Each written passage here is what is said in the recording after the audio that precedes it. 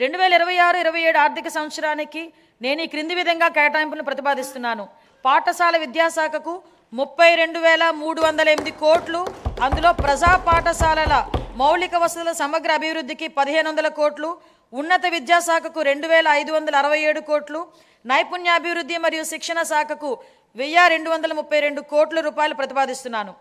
పంచాయతీరాజ్ మరియు గ్రామీణాభివృద్ధి గౌరవ ఉప ముఖ్యమంత్రి శ్రీ కె పవన్ కళ్యాణ్ గారి నాయకత్వంలో ఆంధ్రప్రదేశ్ గ్రామీణ ముఖ చిత్రం రూపాంతరం చెందుతుంది. 2025-26 ఆర్థిక సంవత్సరంలో 3.44 లక్షల ఎన్నికైన ప్రజాప్రతినిధులు మరియు కార్యనిర్వాహకులకు శిక్షణ ఇవ్వడం ద్వారా ఆంధ్రప్రదేశ్ దేశవ్యాప్తంగా ప్రథమ స్థానాన్ని సాధించింది. 15 ఆగస్టు 2019 నుంచి 2024-25 వరకు అమల్లో ఉన్న జల్ జీవన్ మిషన్ కింద గత ప్రభుత్వం మొత్తం 26,824 కోట్ల ప్రాజెక్ట్ వ్యయంలో కేంద్ర భాగస్వామ్యంగా లభించిన నిధులలో కేవలం 2,255 కోట్లను మాత్రమే వినియోగించింది. 2023-24లో కేంద్రం నుంచి తక్కువ కేటాయింపులు వచ్చినప్పటికీ ఛత్తీస్గఢ్, జార్ఖండ్, గుజరాత్, ఒడిశా వంటి రాష్ట్రాలు ఆంధ్రప్రదేశ్ కంటే ఎక్కువగా ఖర్చు చేశాయి. మా ప్రభుత్వం ఈ పథకాన్ని పునరుద్ధరించేందుకు ముందడుగు వేసింది. మా విజ్ఞప్తిని స్వీకరించి పథకం గడువుని 2028 వరకు పొడిగించిన భారత ప్రభుత్వానికి మా కృతజ్ఞతలు. దీర్ఘకాలిక స్థిరత్వ సమస్యలను పరిష్కరించడంతో పాటు 100% కవరేజ్ సాధించేందుకు ఉపరితల జల ఆధారిత మల్టీ విలేజ్ స్కీమ్స్ ద్వారా ఈ కార్యక్రమాన్ని పునర్వ్యవస్థీకరించాం. ప్రతి వ్యక్తికి రోజుకి 55 లీటర్ల తాగునీటి సరఫరాను నిర్ధారించే దిశగా చర్యలు తీసుకుంటున్నాం. గ్రామీణ అనుసంధానతను బలోపేతం చేస్తూ 4,000 కిలోమీటర్లకు పైగా గ్రామీణ రహదారుల పనులను చేపట్టడం జరిగింది. వీటిలో అనేక పనులు పూర్తి చేయడం జరిగింది మరియు మిగతా పనులు ముగింపు దశలో ఉన్నాయి. దీని ద్వారా దూర ప్రాంతాల గ్రామాల్లో మార్కెట్ ప్రాప్తి, ఆదాయ వృద్ధి మరియు ఆర్థిక స్థిరత్వం మెరుగుపడుతుంది. శాస్కీ కింద 2,123 కోట్లను కేటాయించాం. 2026-27 ఆర్థిక సంవత్సరానికి పంచాయతీరాజ్ మరియు గ్రామీణాభివృద్ధి శాఖకు 22,942 కోట్లను కేటాయించాలని నేను ప్రతిపాదిస్తున్నాను.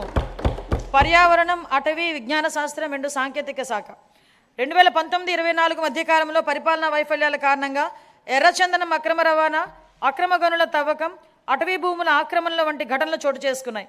ఆంధ్రప్రదేశ్ను హరిత ఆంధ్రప్రదేశ్గా తీర్చిదిద్దడం మా లక్ష్యం. 2030 నాటికి 37% మరియు 2047 నాటికి 50% పచ్చదనం సాధించే దిశగా అటవీ సంపదను స్థిరంగా నిర్వహించడం, ఎడారీకరణను ఎదుర్కోవడం వంటి చర్యలను అమలు చేస్తున్నాం. వ్యూహాత్మక పర్యావరణ రక్షణ వలయంగా గ్రీన్ కవర్ వాల్ ఆఫ్ ఆంధ్రప్రదేశ్ను అమలు చేయనున్నాం. 2026-27 ఆర్థిక సంవత్సరానికి పర్యావరణం, అటవీ, విజ్ఞాన శాస్త్రం మరియు సాంకేతిక శాఖకు 714 కోట్లను కేటాయించాలని నేను ప్రతిపాదిస్తున్నాను. పట్టణాభివృద్ధి అమృత్ 2.0 పథకం కింద 117 పట్టణ స్థానిక సంస్థలలో మొత్తం 506 ప్రాజెక్టులు అమల్లో ఉన్నాయి. అదనంగా UIDF మరియు AIB సహకారంతో చేపట్టిన ప్రాజెక్టులు కూడా పురోగతిలో ఉన్నాయి.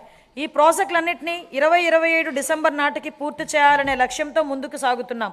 ఈ సందర్భంలో 2 సంవత్సరాల వ్యవధిలో UIDF కింద ఆంధ్రప్రదేశ్కు అదనంగా 4,000 కోట్లను మంజూరు చేయడంలో సహకరించిన గౌరవ కేంద్ర ఆర్థిక మంత్రి గారికి మా కృతజ్ఞతలు.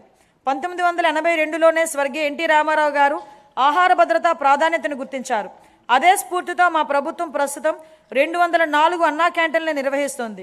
2026 మార్చి నాటికి వాటి సంఖ్యను 275కు పెంచి అతి పేద ప్రజలకు కూడా తగిన ఆహారం అందుబాటులో ఉండేలా చేసి ఆకలిని నివారించడమే మా లక్ష్యం. విశాఖపట్నం మరియు విజయవాడ వంటి ప్రధాన నగరాల్లో ఆధునిక మెట్రో రైలు వ్యవస్థలో ప్రయాణించే కళ త్వరలోనే సాకారం కానుంది. ప్రధానమంత్రి ఆవాస్ యోజన, ఎన్టీఆర్ నగర్స్ కింద ఆర్థికంగా బలహీన వర్గాలకు చెందిన కుటుంబాలకు 25 లక్షల గృహ పట్టాలు, ఇళ్లను అందించి సొంత ఇంటి కళ నెరవేర్చడమే మా ప్రభుత్వ లక్ష్యం. అమరావతి ప్రజల రాజధాని. మా ప్రజల రాజధాని అమరావతి అభివృద్ధికి మద్దతు అందించిన గౌరవ ప్రధానమంత్రి శ్రీ నరేంద్ర మోడీ గారికి నా హృదయపూర్వక కృతజ్ఞతలు తెలియజేస్తూ ఆంధ్రప్రదేశ్ శాశ్వత రాజధానిగా అమరావతికి చట్టబద్ధ హోదా కల్పించే ప్రక్రియ ప్రారంభించినందుకు ఆయనకు ప్రత్యేకమైన ధన్యవాదాలు తెలియజేసుకుంటున్నాం. వివిధ ఆర్థిక సంస్థల ద్వారా స్వయం సమృద్ధి నమూనాలో నిధులను సమీకరించి పనులు వేగంగా ముందుకు తీసుకెళ్తున్నాం. 57,868 కోట్ల విలువైన 97 పనులకు పరిపాలన అనుమతులు జారీ చేశాం. ఇది మా ప్రభుత్వం ప్రజల రాజధాని అమరావతి నిర్మించాలనే నిబద్ధతకు స్పష్టమైన నిదర్శనంగా తెలియజెప్పుకుంటున్నాం.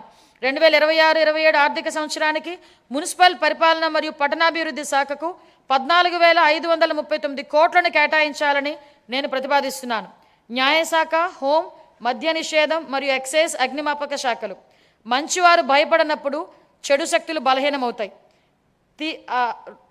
తీవ్ర వాతావరణ పరిస్థితుల్లోనూ, పండుగల సమయంలోనూ, అత్యవసరాలు, విపత్తులు, ప్రజా కార్యక్రమాల సమయంలోనూ వ్యక్తిగత అవసరాలను పక్కన పెట్టి రాత్రింబగళ్ళు కర్తవ్యాన్ని నిర్వహించేది మన పోలీస్ దళమే.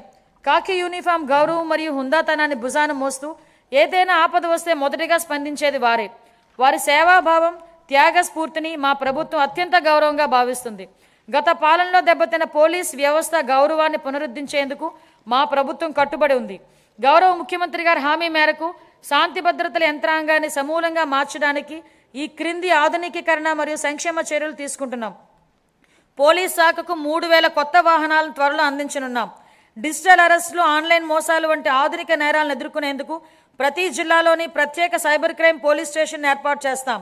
స్మార్ట్ పోలీసింగ్ల ల్యాబ్ల స్థాపన, కృత్రిమ మేధస్సు ఆధారిత ప్రాజెక్టులు, ఆధునిక కమ్యూనికేషన్ మరియు భద్రతా పరికరాలు, సీసీటీవీ మరియు డ్రోన్ వినియోగంతో సాంకేతికంగా దృఢమైన పోలీస్ వ్యవస్థ నిర్మిస్తున్నాం. కొత్త ఏపీ పోలీస్ అకాడమీ స్థాపన కోసం 94 ఎకరాలు కేటాయించాం.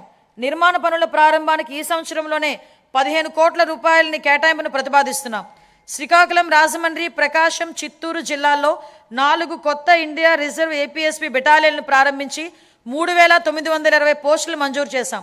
పౌర పోలీస్ నిష్పత్తిని మెరుగుపరిచేందుకు 5,757 స్టైఫండరీ క్యాడెట్ ట్రైనీ కానిస్టేబుల్ నియమించాం.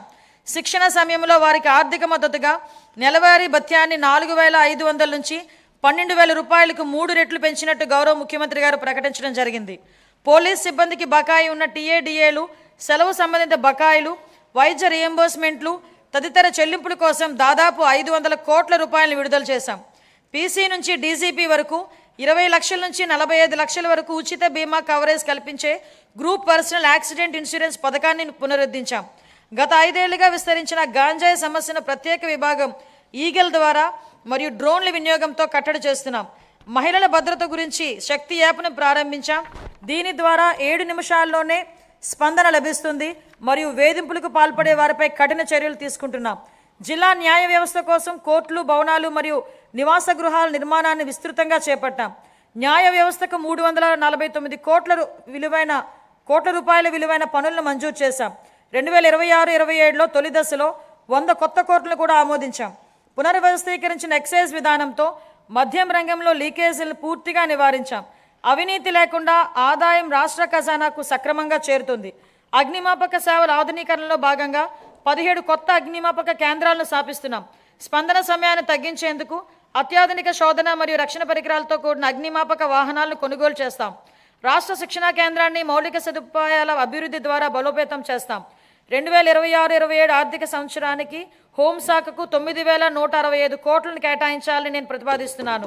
అదేవిధంగా మద్య నిషేధం మరియు ఎక్సైజ్ శాఖకు 500 కోట్లను కేటాయించాలని ప్రతిపాదిస్తున్నాం. మరియు మా ప్రభుత్వం తీసుకున్న కొన్ని ముఖ్యమైన చర్యలను ఈ సందర్భంగా ప్రస్తావించదలిచాను. ఆర్థిక శాఖ తీసుకున్న చర్యలు: రాష్ట్ర ఆర్థిక వ్యవస్థను జాగ్రత్తగా నిర్వహిస్తూ ఆర్థిక క్రమశిక్షణ పాటిస్తున్నామని కింద చర్యలు స్పష్టంగా చూపిస్తున్నాయి. గత ప్రభుత్వం అత్యధికంగా 12.3% వరకు ఉన్న వడ్డీ రేట్లపై అప్పులు తీసుకుంది. రాష్ట్ర ఆర్థిక భారాన్ని తగ్గించేందుకు అధిక వడ్డీ రుణాలను 9% లేదా అంతకంటే తక్కువకు తీసుకురావడానికి వడ్డీ రేట్ల తగ్గింపు, డెప్ట్ స్వాంపింగ్ వంటి చర్యలను చేపడుతున్నాం. ఇప్పటి వరకు 43,298 కోట్ల రుణాలకు వడ్డీని తగ్గించి సంవత్సరానికి 327 కోట్లు ఆదా చేశాం. అదనంగా మరో 1.2 లక్షల కోట్ల రుణాలపై మెరుగైన షరతులు పొందేందుకు చర్యలు కొనసాగిస్తున్నాం. దీని ద్వారా సంవత్సరానికి సుమారు 1,658 కోట్ల ఆదా కలుగుతుందని అంచనా. పంచాయతీలు మరియు మున్సిపాలిటీలను బలోపేతం చేయడానికి ఆర్థిక సంఘ గ్రాంట్ల కింద 3,797 కోట్లను విడుదల చేశాం. 12 జూన్ 2024 నాటికి పెండింగ్లో ఉన్న 24,811 కోట్ల బకాయిల్ని క్లియర్ చేశాం. సాగునీరు, రహదారులు మరియు ఇతర పనులకు 37,030 కోట్లను చెల్లించి ఆర్థిక కార్యకలాపాలను పునరుద్ధరించాం. 163 కేంద్ర ప్రాయోజిత పథకాలకు 18,701 కోట్లను విడుదల చేసి వాటిలో 85 పథకాలను పునరుద్ధరించాం. దీని ఫలితంగా కేంద్ర ప్రభుత్వ నిధుల విడుదల మరింత పెరిగింది. ఆంధ్రప్రదేశ్ వెల్త్ ఫండ్ను 100 కోట్ల సీడ్ కార్పస్తో ఏర్పాటు చేయాలని ప్రతిపాదిస్తున్నాం. దేశవ్యాప్తంగా ఉన్న అవకాశాలలో పెట్టుబడులు పెట్టేందుకు ప్రైవేట్ ఈక్విటీ పెట్టుబడిదారులను ఆహ్వానించి రాష్ట్రానికి సంపద సృష్టించే దిశగా ముందుకు కొనసాగుతున్నాం. సంస్కరణలు స్పీడ్ ఆఫ్ డూయింగ్ బిజినెస్ సిద్ధాంతానికి అనుగుణంగా ప్రభుత్వంలో చట్టాలు, నియమాలు, నిబంధనలు, ప్రభుత్వ ఉత్తర్వులను సమీక్షించి పరిపాలనా ప్రక్రియలను సరళీకరించి పెట్టుబడులకు అనుకూల వాతావరణాన్ని మరియు పౌర సేవల మెరుగుదలను కల్పిస్తున్నాం. ఇదే దిశలో ప్రభుత్వ రంగ సంస్థలను పునరుద్ధరించి వాటి ఖాతాలు మరియు ఆడిట్ వ్యవస్థను క్రమబద్ధీకరించి లాభదాయకంగా మార్చేందుకు చర్యలు తీసుకుంటున్నాం. కేంద్ర ప్రభుత్వ విధానానికి అనుగుణంగా రాష్ట్ర పబ్లిక్ సెక్టార్ల సంస్థలు టీఆర్ఈడిఎస్ డిజిటల్ ప్లాట్ఫామ్ ద్వారా బిల్ డిస్కౌంటింగ్ విధానాన్ని అనుసరిస్తాయి. శాస్కీ కింద 2025-26లో 12 ఫిబ్రవరి 2026 నాటికి ఆంధ్రప్రదేశ్ 6,544 కోట్లను పొందింది. మార్చి 31 నాటికి మరో 1,438 కోట్లు అందుకోనుంది. ఇది 2023-24లో పొందిన 4,090 కోట్లతో పోలిస్తే దాదాపు రెట్టింపు. దేశంలో తొలిసారిగా రీఇమాజినింగ్ పబ్లిక్ ఫైనాన్స్ సమ్మిట్ను నవంబర్ 2025లో విశాఖపట్నంలో నిర్వహించాం. ఈ సమ్మిట్లో ఇతర రాష్ట్ర ప్రభుత్వాలు మరియు జాతీయ అంతర్జాతీయ ఆర్థిక సంస్థల ప్రతినిధులు పాల్గొన్నారు. 2 రోజుల చర్యల ఫలితంగా ఏపీ లాజిస్టిక్ కార్పొరేషన్ స్థాపనకు దారితీసింది. అలాగే పబ్లిక్ సెక్టార్లో వినూత్న ఆర్థిక నమూనాల ద్వారా ప్రైవేట్ పెట్టుబడులను ఆకర్షించే మార్గాలు ఏర్పడ్డాయి. భవిష్యత్ విధానాలు జూన్ 2024 నుంచి రాష్ట్రాన్ని ప్రపంచ స్థాయి